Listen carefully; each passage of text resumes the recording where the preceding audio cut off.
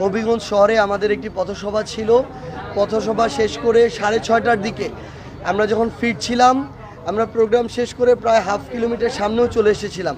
ওই মুহূর্তে বিএনপি ছাত্রদল, ওইখানকার যে এমপি গৌস, তার কিছু সন্ত্রাসী বাহিনী, তারা অতর্কিতভাবে রড থেকে শুরু করে দেশীয় অস্ত্র নিয়ে আমাদের উপরে হামলা চালায় এবং রীতিমতো হত্যার উদ্দেশ্যে ওখানে হামলা চালানো হয়। গাড়িতে আমাদেরকে খোঁজা হয় কে কোন গাড়িতে ছিল, এবং সামনে আমাদের মিডিয়ার গাড়ি ছিল একটা, সেটাকে তারা মনে করেছিল হয়তো আমরা সেখানে আছি।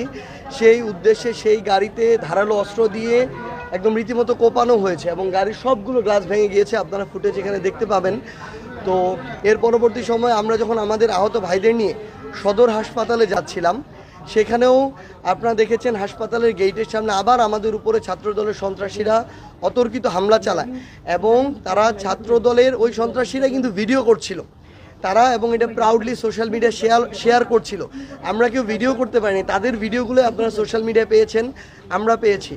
এবং পরবর্তীতে আমাদের একজন ভাই, মাত্র 18 বছর বয়স, তার চোখে রড দিয়ে এমন নির্মমভাবে সন্ত্রাসী কায়দায় আঘাত করা হয়, তাকে আমরা সাথে সাথে সদর হাসপাতালে যখন ভর্তির জন্য নেই, সেখানে তারা ভর্তি পর্যন্ত করতে দেয় নাই।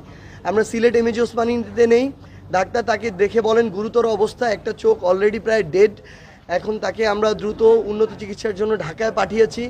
আমাদের প্রায় 16-17 জন সেখানে আমাদেরকে যখন সদর হাসপাতাল চিকিৎসা নিতে না দেওয়া হয়, তখন ওইখানের আইনশৃঙ্খলা রক্ষাকারী বাহিনী একটু সহযোগিতা